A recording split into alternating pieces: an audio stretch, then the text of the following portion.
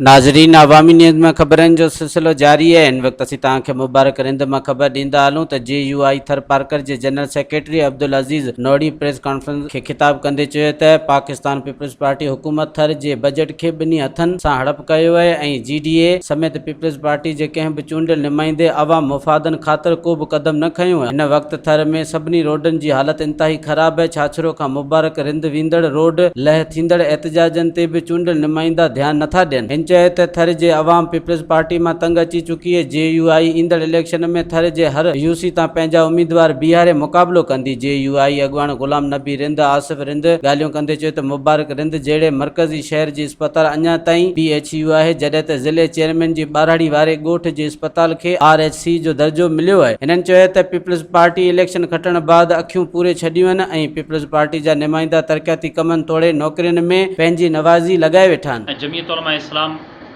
तालके छाछरे जे अॼोके हिन इजलास में ही भी फ़ैसिलो ऐं मुतालबो कयो वियो आहे त तालके छाछरे जा जेके मसाइल आहिनि हुकूमत सिंध ऐं हिते जा चूंडियल नुमाइंदा उन जे तरफ़ मुतवजह थियनि।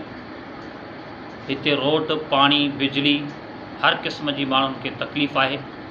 ॾूराहा इलाइक़ा आहिनि ऐं हिन टेक्नोलॉजी ऐं हिन दौर में हिननि माण्हुनि जो, ग़रीब मारवड़नि जो उन्हनि सहूलतुनि खां महरूम रहणु इहा असांजे चूंडियल नुमाइंदनि ऐं हुकूमत सिंध जी नाकामी जो सबूत आहे।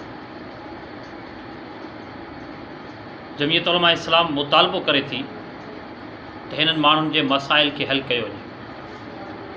रोड जेको छाछरे खां मुबारक रिंद या उतां खां अॻिते जेको वञे थो, ख़ुसूसन उन रोड जी हालत इंतिहाई अबतर आहे।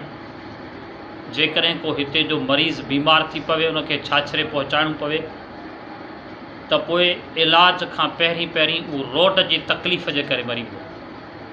एॾी अबतर हालत आहे हिते। पाणी जी सहूलत कोन्हे, वॾी आबादी रहे थी इंसानियत जी। असां मुतालबो करियूं था त जेकॾहिं तव्हां हिननि माण्हुनि खे इंसान सम्झो था, इन्हनि खे जेकॾहिं तव्हां सम्झो था त इन्हनि खे जायज़ हक़ इन्हनि जा मिलणु खपनि। मज़ीद खबरों और तफसीलात के लिए विजिट करें हमारी वेबसाइट www.awamiNewsHD.com।